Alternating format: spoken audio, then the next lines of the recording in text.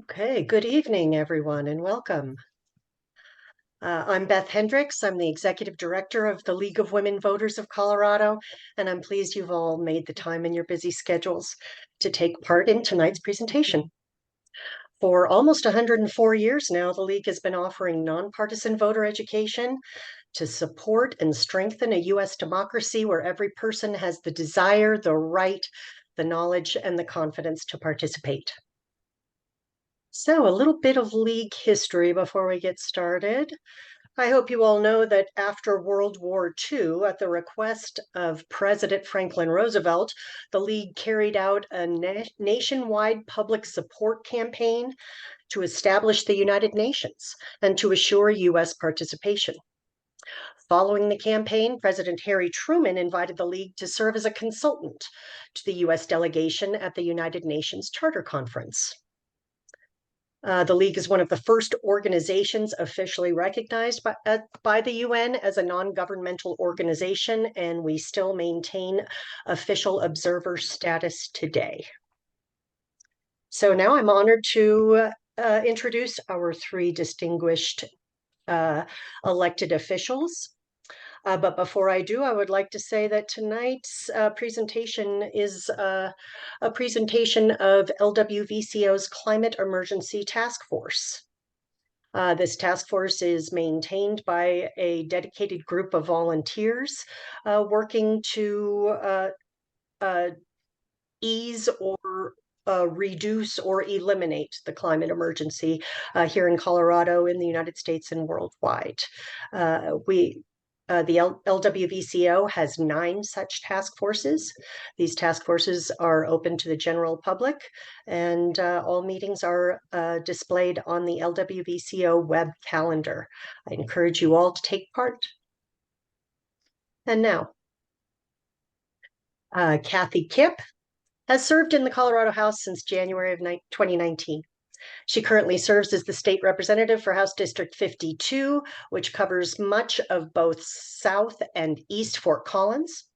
She chairs the House Energy and Environment Committee and serves on the House Finance Committee.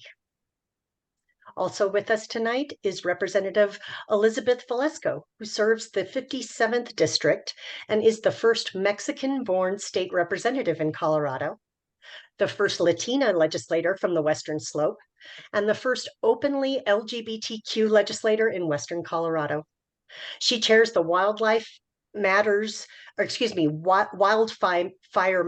Interim Committee. And Senator Lisa Cutter was elected to the Senate in 2022 to serve Senate District 20 after serving in the Colorado House of Representatives, representing Jefferson County.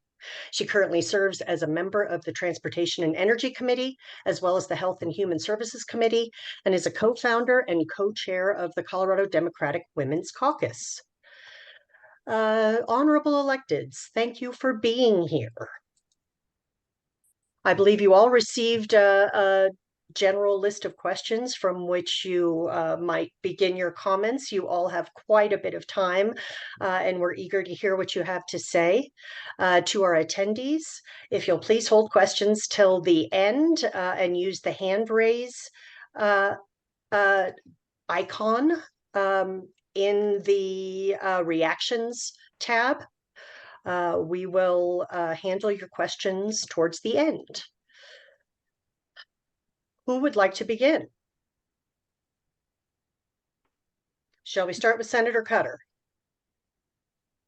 Oh, sure. That's great. Thank you. Well, first of all, I'm so happy to be here with such wonderful ladies, colleagues I'm speaking about now, doing such great work.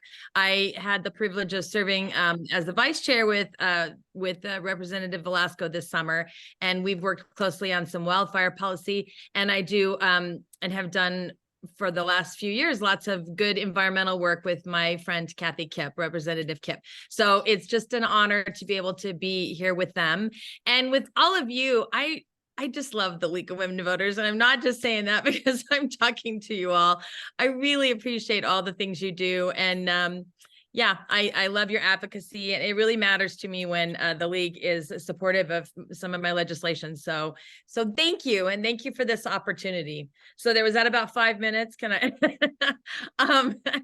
um, there's just, this is such a big space, and there's so much to talk about. So I made lots of notes. I don't want to forget anything. One of the questions you'd ask is about CDPHE air pollution permitting policies, and I think I'm serving on the ozone committee this interim, which I don't know if you're all familiar with that, but it came out of legislation last year. Unfortunately, we're not assigned a number of bills that'll go through automatically like we are in other interim committees, but I think that we'll be able to forward and pass some good policy. We've been hearing lots from the community about air pollution and ozone in particular. Had the privilege of going to Weld County yesterday. Well, NCAR, that's where our trip started. So I love the scientists. That was really, really fun and enlightening. Got some really great information from them. Including, I'm going to just throw this out here since we were just talking about wildfire, and I consider that a big environmental thing. But a lot of people like to point to wildfire as part of our pollution problem, our air pollution problem. And it definitely is, contributes. But the scientists one of the scientists we were speaking to really confirmed that it comes from climate change, right? It's like, it's not that wildfire is definitely exacerbated. I mean, yes, it's not new, but I was just happy to hear that from a scientist, have somebody corroborate that. Cause I think a lot of times, we point to, well, the wildfire is causing, but it's because of other things. It's because of oil and gas and other kinds of things going on that are contributing to climate change and making it worse. So all of that said, I think that some of the things we're going to look at with the air pollution permitting policies have to do maybe with better defining cumulative impacts, what that actually means, what cumulative impacts means, and better monitoring. So we're discussing better measuring and monitoring emissions. So we're discussing lots of policy right now, and hope to have some things. We have our last meeting next Friday, the 8th. And so we hope to have some good policy ideas baked pretty quickly that have been percolating, that we've been working on, but refined and sort of ready to move forward after that. So stay tuned for that. Let's see, agriculture is also a really interesting issue, and I'm not on the ag committee, but I am a huge proponent of I can never say the word, but you know what I mean. Thank you. I don't know why that gives me problems, but I am a big proponent of that. And I've never really had the opportunity to work very much in that space, but there's a lot of things to navigate in that with the ag community, but I'm very keenly interested in it. And I do think that a couple of things come to mind about that. I think that farmers I think the next generation is looking to different ways. I think that this generation of farmers has been doing it a long time, and they don't necessarily want to be told what to do or how to do it. And so incentives and helping people along is really important. I'm hopeful that the next generation is more open to pursuing some of those policies, and I think we're seeing that. I think the commissioner of ag, and I don't know if either of you ladies is on ag. Are you on ag, Representative Velasco? It seems to me the commissioner is very supportive of these kind of policies, regenerative ag and soil health and all of those kinds of things. So I'm optimistic in that space. I also, let's see, I agree. There's a lot of lack of qualified workers. I think that as we, in some of these spaces, and I think that as we transition to clean energy, that's definitely part of the conversation that we support and include additional workforce development. So I would definitely be supportive of any legislation that would supplement the energy sector career pathway in higher education, and internships and things like that is certainly a topic that's come up in our discussions around clean energy policies and moving forward there. Heat pumps, water heaters, and that kind of thing. I think heat pumps in particular, the pipe fitters will have there'll be some real impacts as we move away from oil and gas. So I think that offers a great space for them to move into. And I'm really supportive of that. I know it's always about money and time, but I think if we're pushing new energy policies forward. And as we do that, we need to think about the workers and not leave them behind, because, we're here for people. And the environment, the Environmental Justice Action Task Force suggested that we adopt an environmental equity and cumulative impacts analysis. And I would, from a third party, I would pretty much, I think that's there's always competing interests in this space. And sometimes I think it's difficult to really get to the heart of some of the issues. So about impacts and the decision-making around that. So I would likely be really supportive of any third-party input. And again, that's something that we've talked about sort of in the Ozone Committee as well. Like, how do we ensure this data is reliable, and who's collecting it and reporting it? And so third-party credibility, I think, is really important in those spaces in particular. So you've got economic issues and environmental issues, and sometimes those are always in sync, or people don't always view them as being in sync. Let's see, the electric grid resilience and reliability. I know that is a policy. There are policies being worked on around that. Not that I'm involved in, but worked on this upcoming session. So I'm interested to see how that evolves, because I think there's a broad recognition that that's really an important piece. So the bills that I'm working on, I work a lot, as you may know, I work a lot in the climate space. And let's see, what am I working on? That's last year's bills. The things in particular that I'm working on this year are things from the Ozone Committee. There'll be something stemming from that to be determined, but maybe around permitting. And I'm working on a biochar study. Is anyone familiar with biochar? Okay, I probably yacked with you about it before, Rep. Kipp. I'm so excited, and actually, Representative Velasco, because aren't you on the bill in the House, Rep. Velasco? We're running a bill through the Wildfire Committee to further study and evaluate the uses of biochar. There's a lot of interest in it around the state, and from the governor's office as well. I actually spoke to them this morning. They consider it a big part of their climate roadmap. And so we're looking at ways to better incentivize that circularity. It came out of the Wildfire Committee because we have there's a lot of trouble removing, when forests have been mitigated, there's a lot of trouble removing some of the slash and then the biomass after fires. That's a really costly endeavor. So if we can create some demonstrate the beneficial uses of biochar, put some framework around what constitutes good biochar and not just, crap that we burned, what's really going to be useful and really work as a carbon sink. And then help to find, discover what the transportation issues are, what the markets might be, and sort of work to develop that economic piece. I'm really excited about the possibilities of creating some circularity there and helping solve a number of different problems. I love it when something addresses many, many things, removing the stuff from the forest, acting as a carbon sink. And for example, we did a study last year to use biochar to plug oil wells, out of commission oil wells. So that's just one of the beneficial uses. Oh, and as a soil amendment for ag, there's a huge potential there. So I'm really excited about that bill. I will be running, Rep. Kipp and I will be running something on PFAS. That's still shaping up. We're working with advocates in that space to really figure out what's important, what's the stuff that we need to tackle this year. And it turns out everything that we didn't tackle 2 years ago, we need to tackle now. So it's everywhere. And yeah, it's continually in the news. So I'm hopeful that will help give us some lift in this space, because it was hard last time. But we're not afraid of a challenge, I don't think. So we're going to go for that. I'm also looking at ways to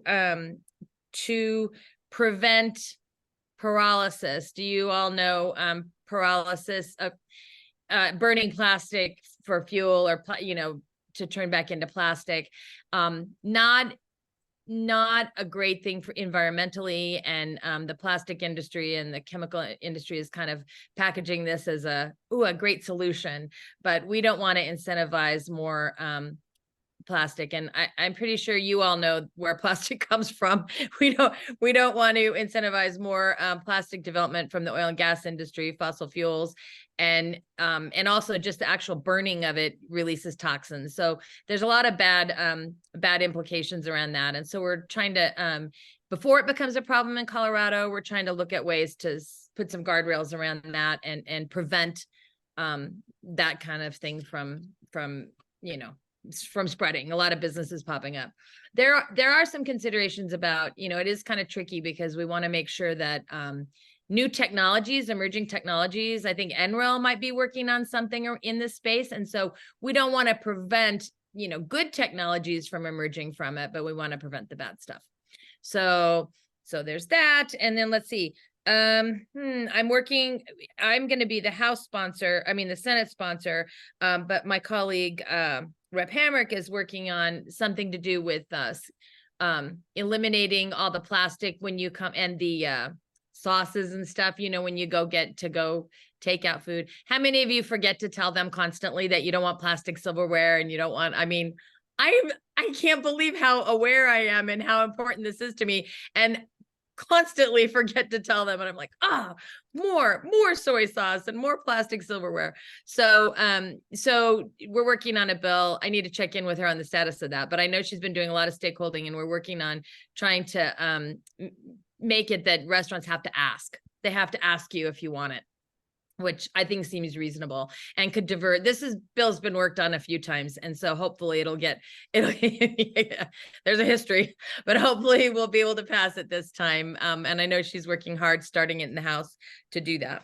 So, I think, I'm working on some transportation stuff that I guess I'll mention that really quickly too. Okay, I'll just be quick and then turn it over to my colleagues. There's a few pieces in the transportation space that are also overlapping, I think, hugely with the environment. And one of them is rail safety.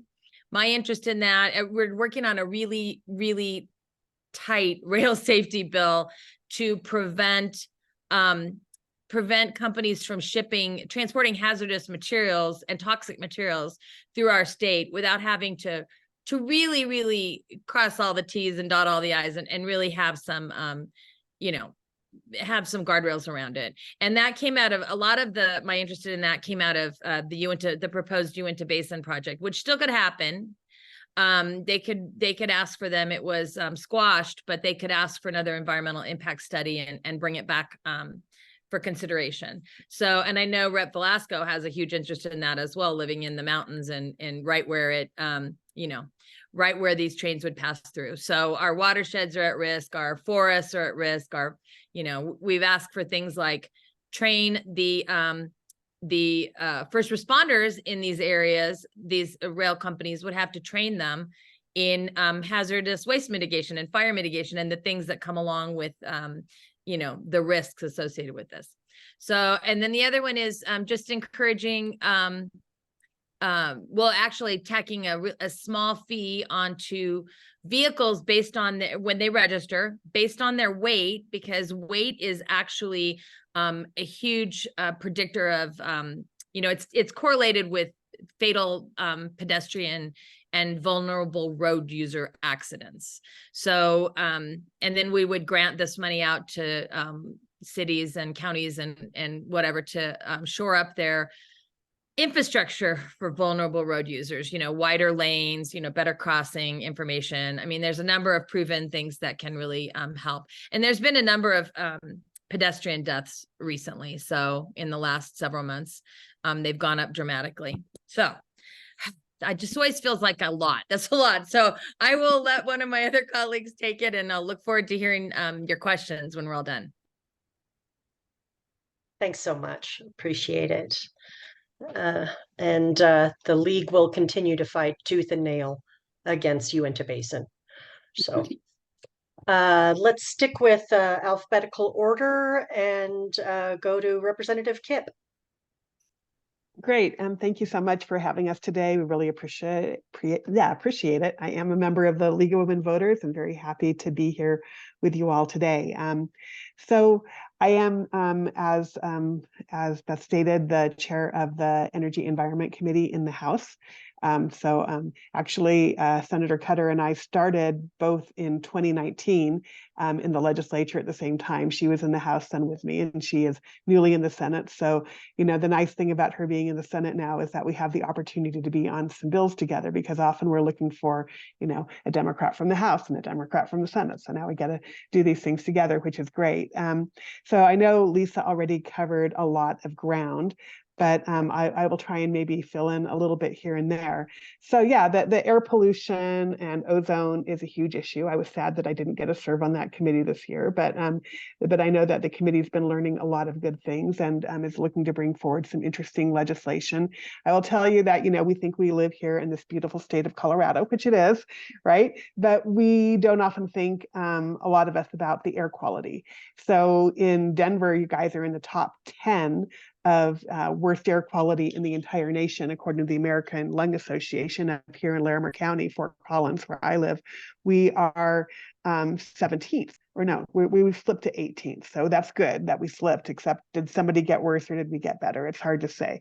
A lot of it happens because of our geography and our situation and the oil and gas drilling. I mean, if I describe to you our geography up here in Fort Collins, where I am, we have the foothills to the west of us.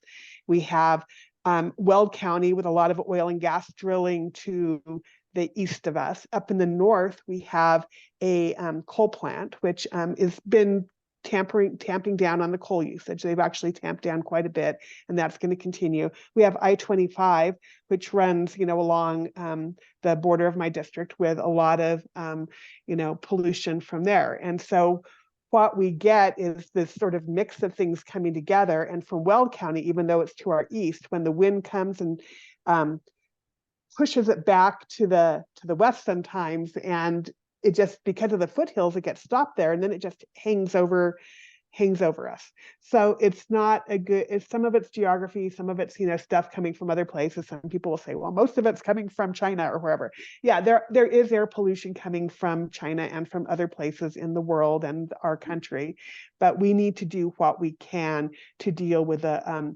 solutions that we have here. I know, and I know it's a little bit challenging because I don't want to out other people on what their bills are before they're ready to bring them out and stuff. So I can give you some general ideas, but I can't really talk too specifically about what's coming. But I do know that there's a lot of ideas percolating in that air quality and ozone space, because it is an issue. And if you live in an area like Commerce City, where there's Suncor, it's an even bigger issue, because those are what we call our disproportionately impacted communities, where we have a lot of industrial operations creating a lot of pollution in areas where people have historically more levels of poverty and not having as big of a voice in the government as we would like. And I know Elizabeth Velasco can talk a lot about that, because that's her jam. She's really good at the whole environmental justice space. So let's see. That's air pollution. Regenerative agriculture. That's really interesting, and I don't do a lot in the agricultural space myself, but I will say that one of the things that Senator Cutter and I did this last year is we had a bill together to do a compost study. And one of the cool things about getting that whole composting infrastructure, when you think composting, a lot of times you just think, well, this is one in my house, but think bigger. Think about if you were going to go to a grocery store and look at their food waste that they have, thrown away in the bins there, or even to a food bank, which often gets a whole lot of items that are close to spoilage, right? We have to have a way to reuse these materials and put them back into our soils. And when you put things like compost into your soils, you increase the water retention. I mean, the water with agriculture, I think uses 80% of the water in our state. It's a very large number. So anything we can do to make inroads in that area is really important. So I don't know what bills are being brought in that area, or if we're just letting that be encouraged. I'm hoping that we're taking some more proactive actions, but I do believe that it's incredibly important that we go there. Oh yeah, workers and clean energy. That's a really good topic. And, and again, I don't want to add anybody's bills, but my understanding is that there is likely to be legislation brought up to help address that issue in that area right now, because it is an important piece of, we have workforce shortages everywhere. But if we don't have people to build heat pumps, to install heat pumps, to, do all of that type of work, because if we don't get away from the gas and into using more electricity, we are ultimately going to have a larger problem than we have now, right? And so, I mean, it's kind of, some people say, well, you're just going to put in a gas plant to create energy. That's something going on in my community right now.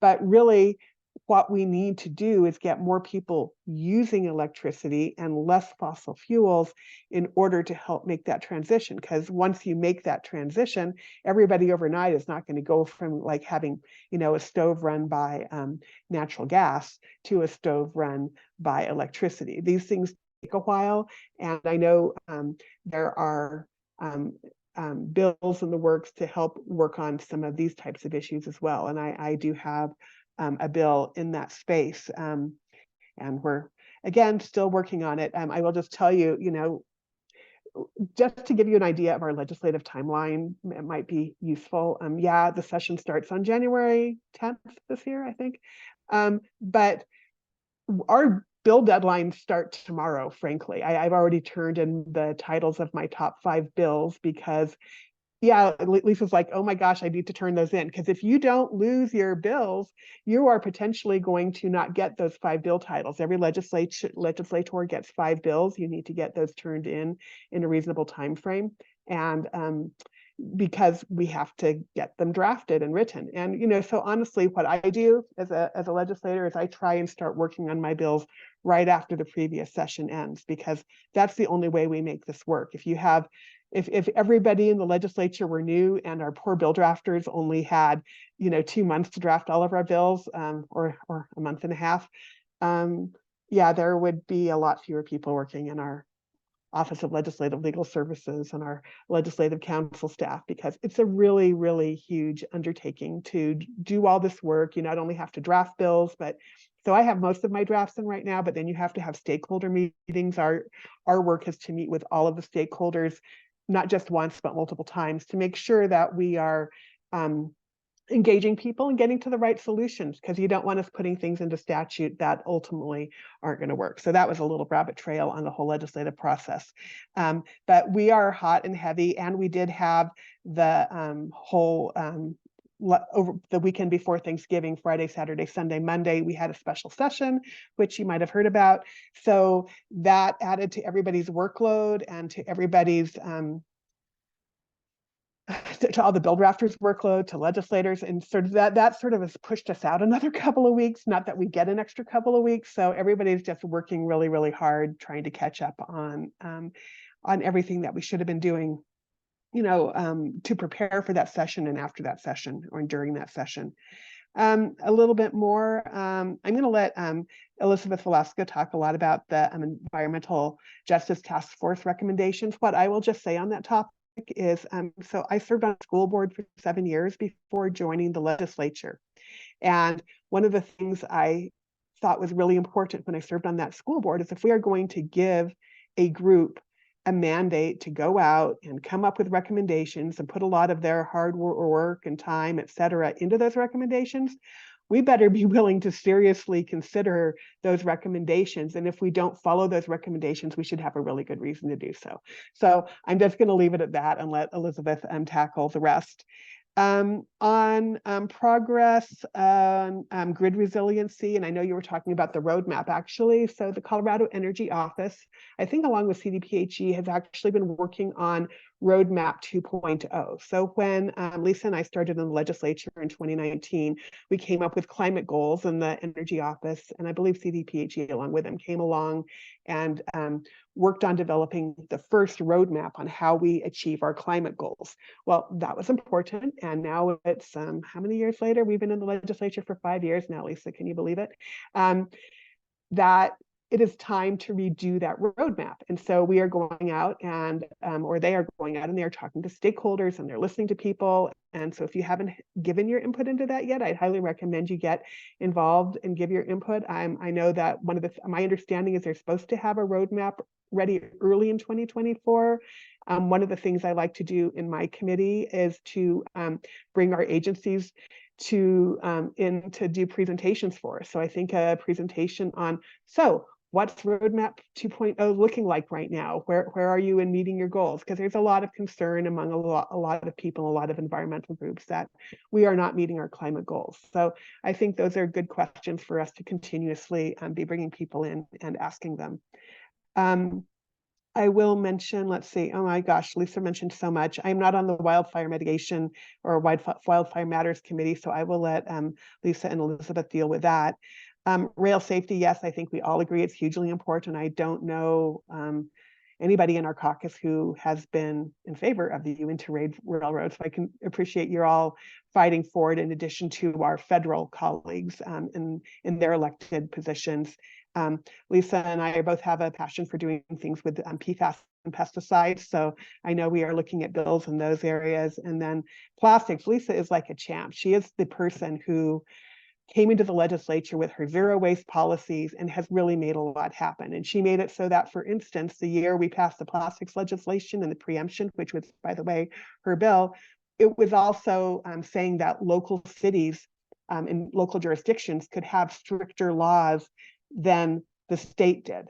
And that was really important because that was the same year my city, Fort Collins, had that on the ballot. And so it made it so that was like a legal law, because people had been passing those laws and doing them around the state. But if somebody had taken them to court, they wouldn't have held up, frankly. So that's where we're on those. I will mention just briefly 2 of the bills that I've been working on in this space. One of them has to do with stripper wells. Does anybody know what stripper wells are? Okay.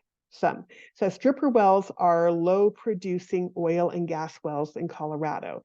And you'll find that 50%, more than 50% of our oil and gas wells in Colorado are these low producing gas wells. And they produce about 15% of the oil and gas overall.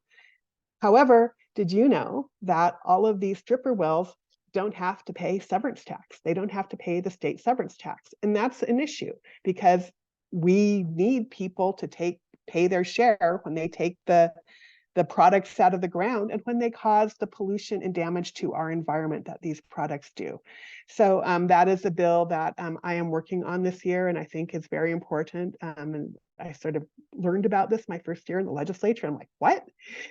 So finally, 5 years later, I'm going to have a chance to work on this issue. Another area, I attended a lot of, as chair of this committee, I'm not pretending I have any great knowledge or expertise to be chair of this committee, but I do try and learn as much as I can in that space.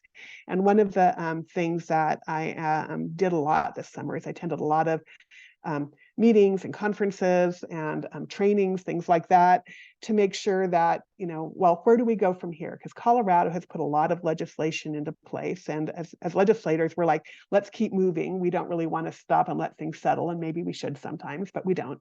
And so what's the next thing we should be doing? And so really, an area of reducing the use of natural gas, I think, is really important. So there's a couple of, well, there's really 2 sides of it, and it might end up being in a different format. But what we're looking at is giving the PUC the authority to make sure that they are able to make good decisions when it comes to the expansion of natural gas in Colorado. For instance, I'm not even talking, I'm talking about more like the lines running into everybody's homes and businesses where, you have a gas stove or you have a gas fireplace, you have a gas furnace, all that type of stuff.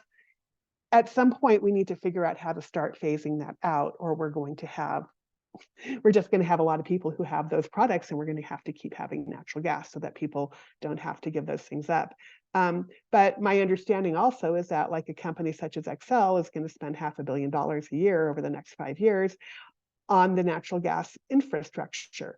And so I think that there's some place between where we are and where we need to be, and we need to give the PUC some additional authority to deal with this. We also need to work on things like consumer education, so that if somebody goes in and wants to, like I have an induction stove that went out in August, and I had to go replace it after 10 years, which I wasn't thrilled about, but I was really surprised at the number of gas stoves that are still on sale. And so if they're on sale, people are still buying them, right? So, giving people the information so that they can make well-educated decisions when they go to replace an appliance in their home, whether that be a furnace, an air conditioner, a stove, a water heater, or whatever it is. People should be aware of their options and be aware of how safe it is to have these products in their homes, and what their options are in terms of all of the federal and state and perhaps local tax incentives that are available for people to have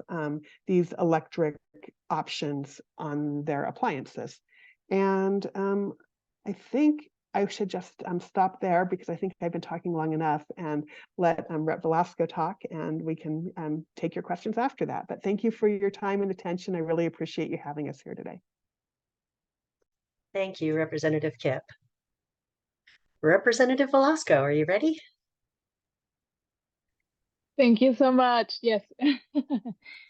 Yeah, so I'm Representative Velasco. I am coming to you from Philly. I am here for a work conference. So very excited to be joining y'all today. Excited to share space with my colleagues, with Senator Lisa Cutter and or Representative Cathy Kipp. We have been working together very closely. I am a new representative. Last session was my first session, but I come to this space as an environmentalist, as a wildland firefighter, as someone who has been personally impacted by impacts of climate change, impacts of that relate to environmental justice. I grew up very low income in Mexico, and we lived next to a plastic factory. So this is the reality for many people in our communities. And really my platform, I ran on clean air and clean water for all, which is not the reality in the state of Colorado today. Yeah, so very excited to be here. I serve on the Agriculture Committee. It's Agriculture, Natural Resources, and Water Committee, and the Energy and Environment Committee, and I'm the chair of the Wildfire Matters Committee. I'm also part of the Ozone Interim Committee, and I've been learning so much about some of the issues that I have been seeing is that we're not even complying with regulations from 2018. Like we are behind. We have many communities in our state that are zones of non-attainment, which means that they will never have clean air if we don't change something now. So this is urgent. Me representing a rural community, I remember in 2020, during the mega fires in California, in Oregon, we had the worst air quality in the world here in the state of Colorado. And even in my rural community, we had an F in ozone. So this is not just an urban issue, this is a state issue and a national issue. So very excited on what's to come from the committee. And I felt like it was a great learning opportunity to even hold our own departments accountable to, why are we not at those minimum requirements, and how are we moving forward? And let me see. For legislation that I saw around agriculture, I was very excited to support agrivoltaics when that came last year through the Agriculture Committee. I do feel like the partnership between the and the old. It just seems like a fabulous partnership. And I also agree that we have to start thinking uh, about agriculture and food security and sustainability in a different way. I think some of the things I've learned from our farmers and ranchers is that, resources are limited. We have a short growing season. There's limited land, limited water.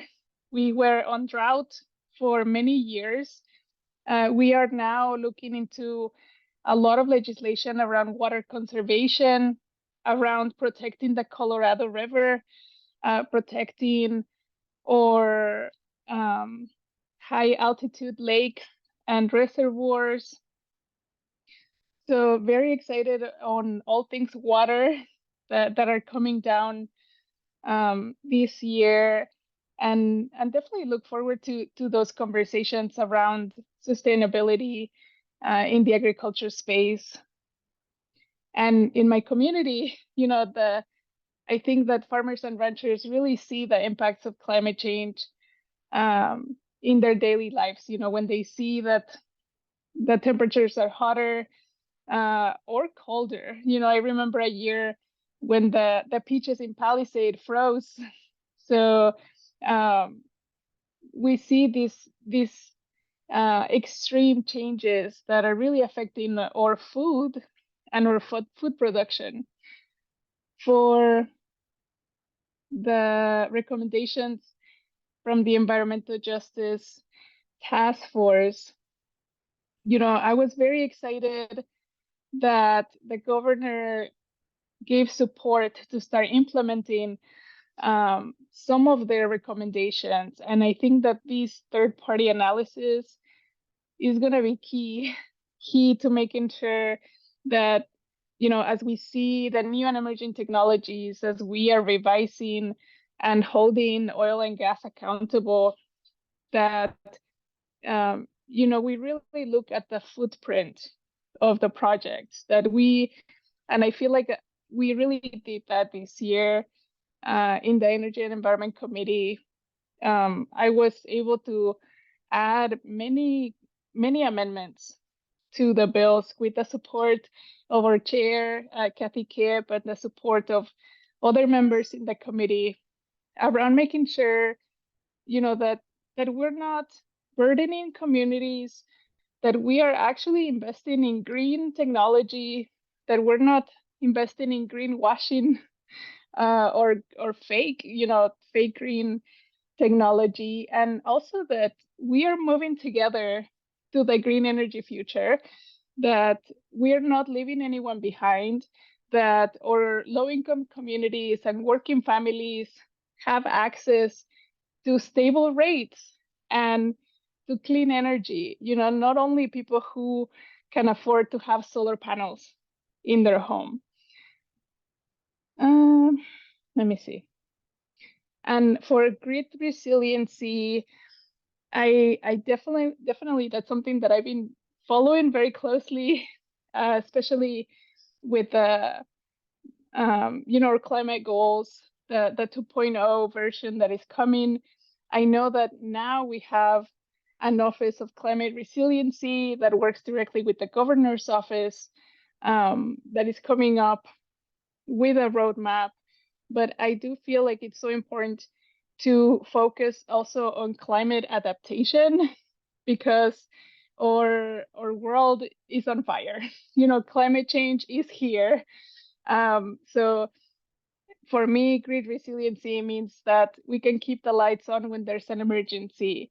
That, we saw that, for example, in Texas, when they had that freeze, the people that died were people in mobile home parks. They were low-income communities. And as we see a changing climate, as we see also increasing temperatures, that we're starting to work on those solutions. Like I've been also very interested in being resilient to extreme heat. So some of the things that I'm working on are around supporting workers, outdoor workers against extreme heat. In some areas here in the Western Slope, we do see those temperatures of 112 degrees. So, this is, we are not at the same place where like Phoenix or other areas in the nation are, but we are at the perfect point to start being proactive. Last year we saw schools in Denver that were shutting down and closing because they didn't have AC. So as we mandate that homes have access to heating in the winter, I've heard that it's also so necessary for renters to also have access to AC in the summer, as we see higher temperatures, and making sure that we're incentivizing, clean energy and swamp coolers and technologies like that, so that we are, not relying on oil and gas.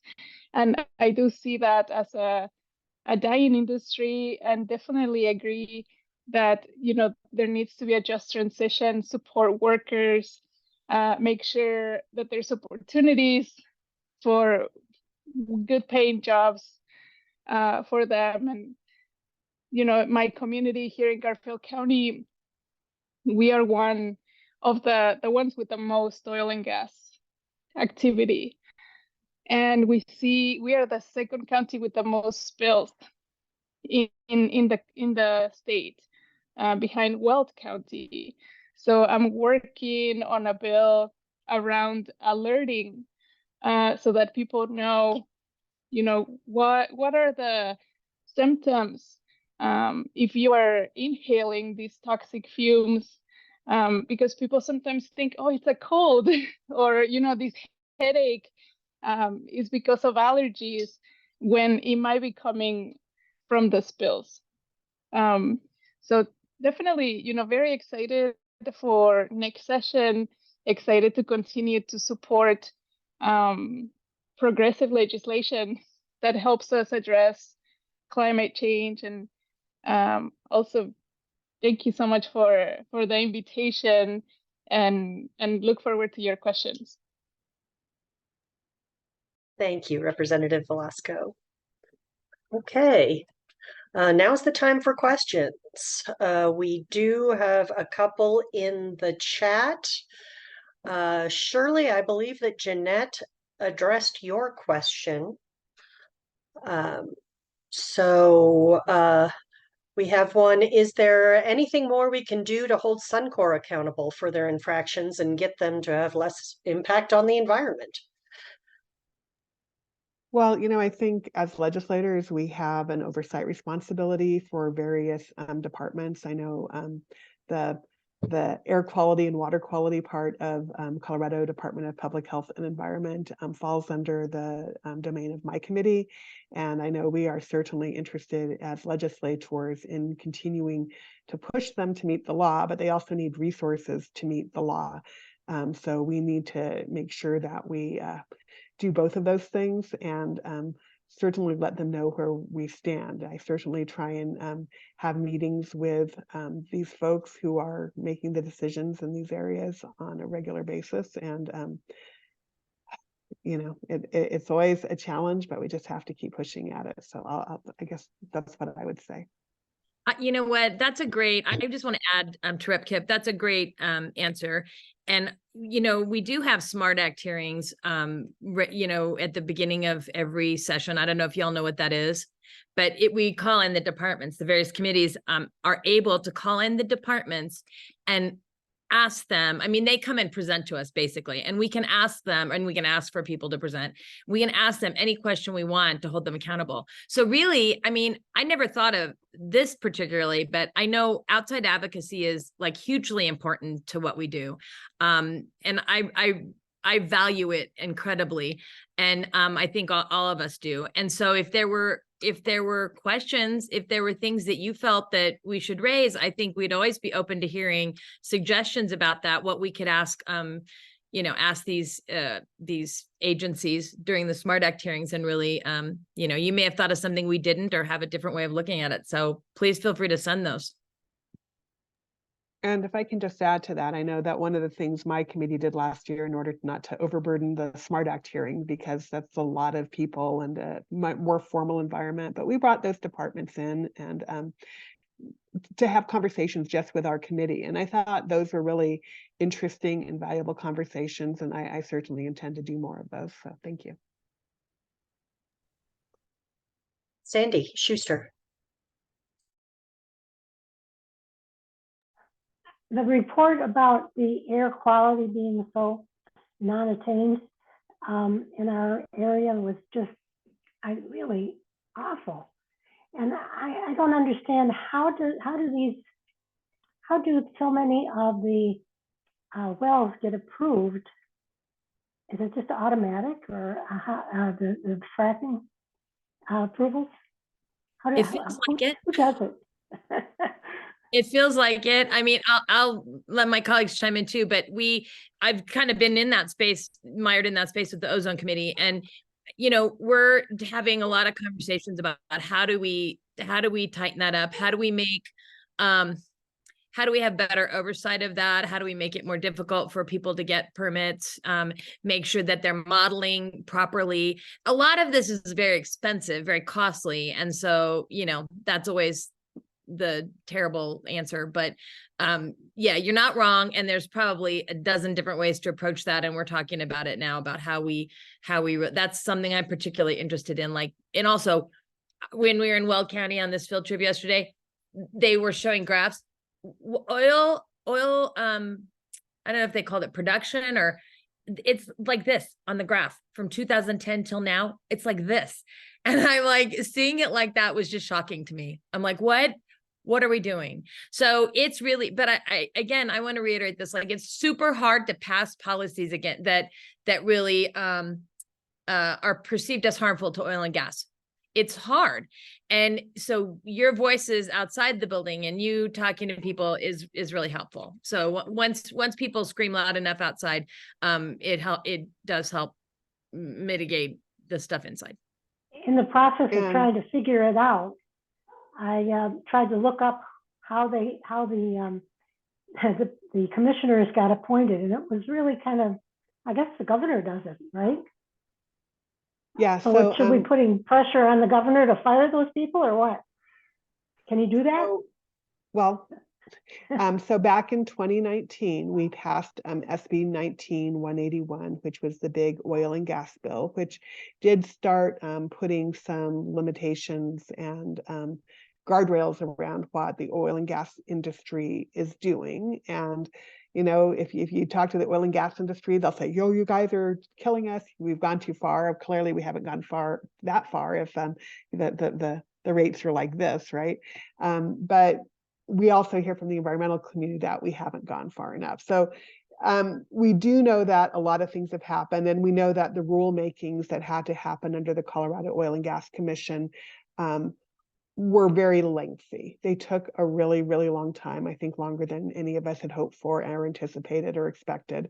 So that's not good. But again, we all have to continue pushing them. I've had conversations with the director of the COGCC, not the person who's one of the commissioners, but the Julie Murphy, who is the director. And, they believe that they've made a lot of progress, and the applications are now incredibly more intensive, right? So instead of just, a really quick little application that's just going to get approved, you're talking like 1,500 pages and months of time to get anything approved. Now, the cumulative impacts situation, I think, is something that still needs to get taken care of and taken into account better.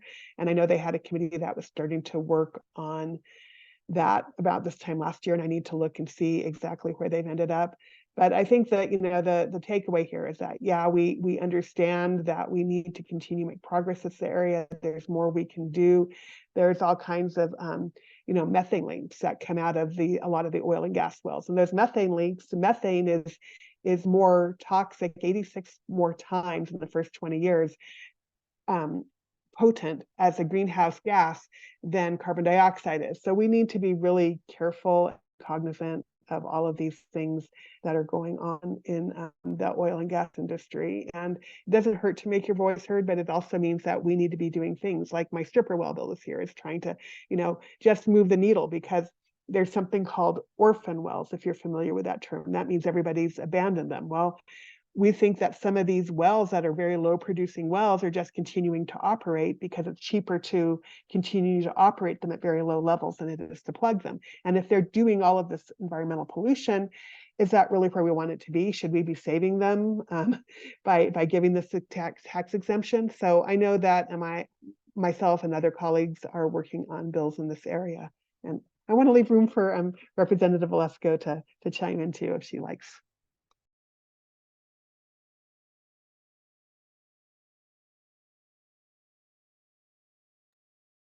Thank you. Yeah, so here in Garfield County, I know that they've been doing a lot of the work around plugging the orphan wells. One of my concerns was that are the plugged wells leaking? Recently, I had a conversation with the commissioners, and they told me that they started doing some monitoring on plugged wells, and that it seems that they are not leaking, which is really good. But I definitely think that there's so much more we can be doing around monitoring, around the permitting process. I think even maybe making the Environmental Justice Advisory Board a professional board and asking them to give input whenever there's a new permit. And I can tell you that the local commissioners also have so much power when it comes to the permitting, because as a newly elected representative, I have convened many community meetings with the commissioners around oil and gas, and people that are angry, that have complaints. And the commissioners were like, we had never heard that anyone was against oil and gas in Garfield County, so I definitely echo that your advocacy is so important, and, telling them that this is not acceptable, and I've had many conversations with them as well, and definitely look forward to supporting and reviewing the way that we approve wells, because they definitely haven't seen one that they don't like. And if I could just add on to what Elizabeth said, because that's really good. What I would like to say is that in terms of plugging wells, what they are doing is, there was actually a really interesting article in the Colorado, I think it was last month, maybe it was the month before, where they went out and they measured a number of unplugged wells and the emissions coming from those. And those were highly variable, right? Some of them had like nothing, and some of them had, oh my gosh, this is terrible. So I just do want to point out that the COGCC, as they are going and plugging wells around the state, they are prioritizing those that have the higher emissions.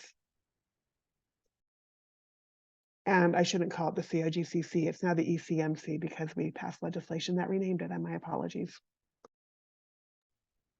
Acronyms. Are we properly funding our state regulatory agencies so that they can effectively do their job? No.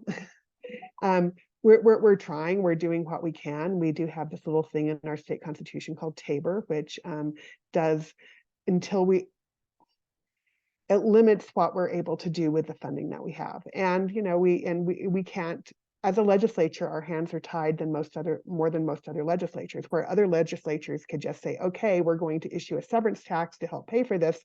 We can't do that, because if we want to issue a new tax, we have to go out to this whole state of Colorado and explain to nearly 6 million people why we should do this. And doing that is really hard, especially when you have people with a lot of resources opposing you. So I've never been a fan of TABOR. I don't like it. I think we should repeal it. And I know that there's a lot of people who disagree with me on that, especially after they got nice big checks last year, and we'll get them again this year, right? So, or next year probably. But at any rate, yeah, it's a real problem. So I'll just leave it at that. Yeah, I just will add, I'm endlessly frustrated about the things we can't do that we should be able to do because we don't have the money. There's an issue I'm working on in a different space where it's a pretty significant issue affecting people's lives. And we don't have, state funding to update a computer system that will allow us to properly license. I mean, there's just so many things, and it's largely because of our tax policy and our inability to really, we take money from here, and what are we gonna take it from? Schools, healthcare. So it's frustrating. And when we do give our state agencies the ability to hire people, their ability to hire people is also challenging. You need to find qualified people to work in like the ACPD and those other organizations. And so finding those people when you do have that spending authority before the spending authority goes away, which some of it could, it's a challenge.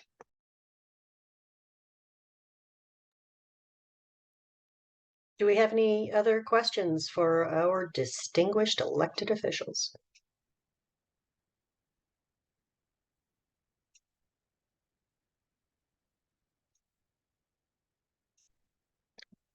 Okay. If other questions, Margaret, Sandy.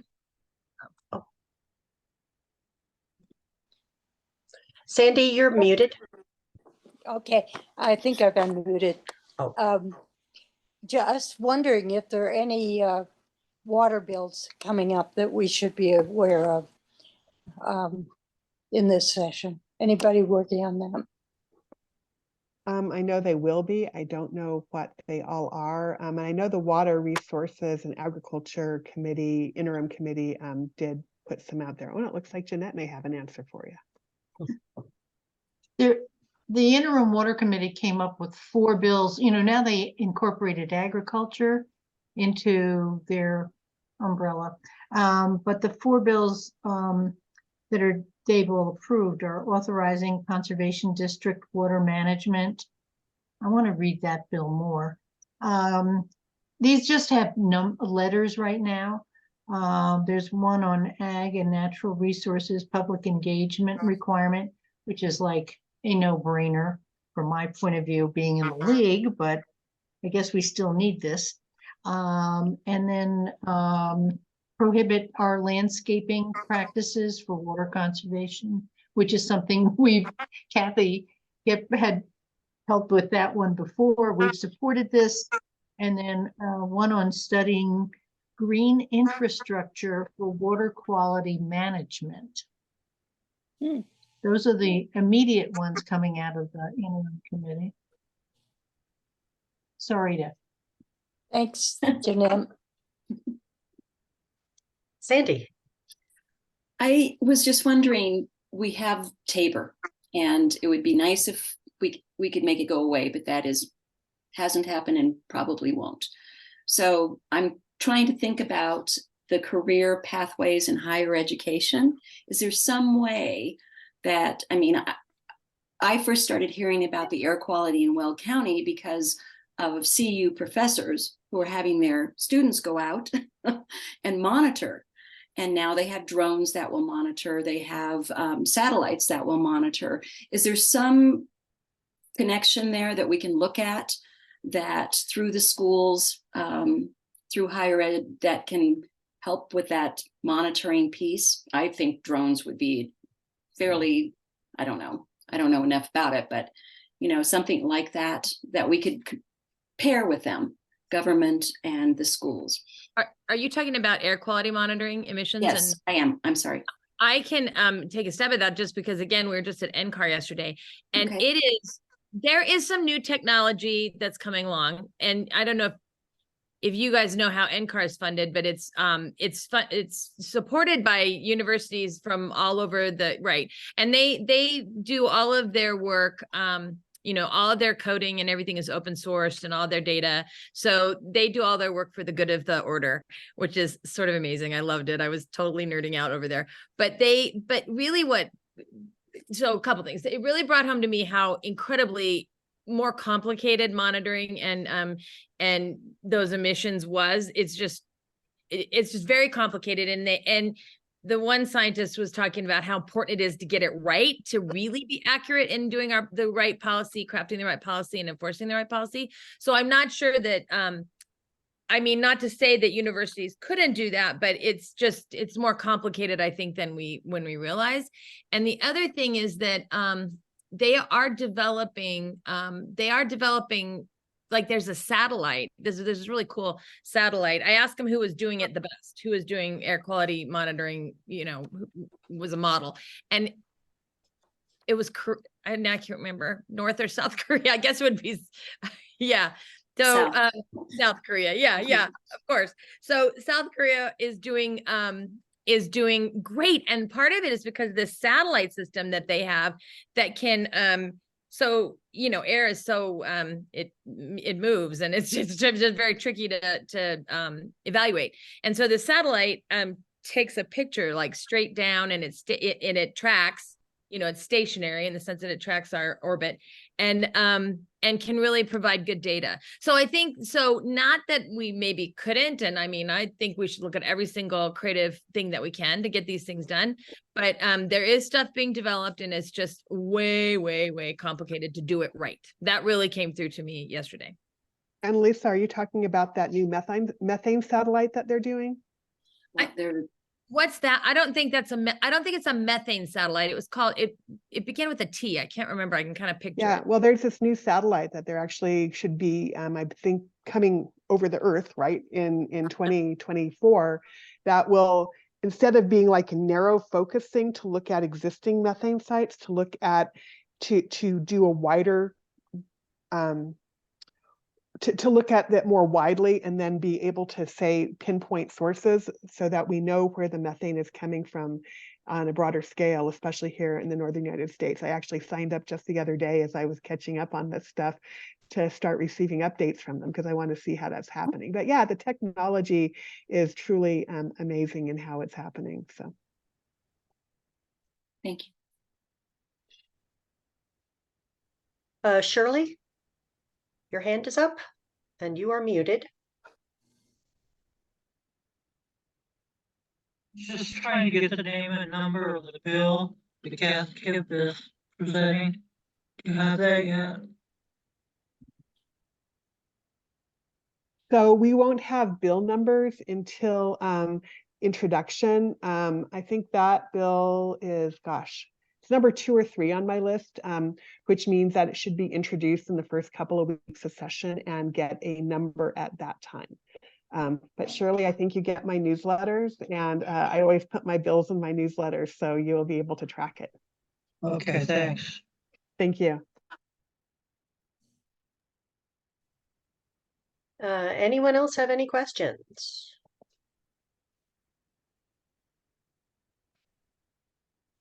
No? Okay. Well, thank you again to our 3 distinguished speakers.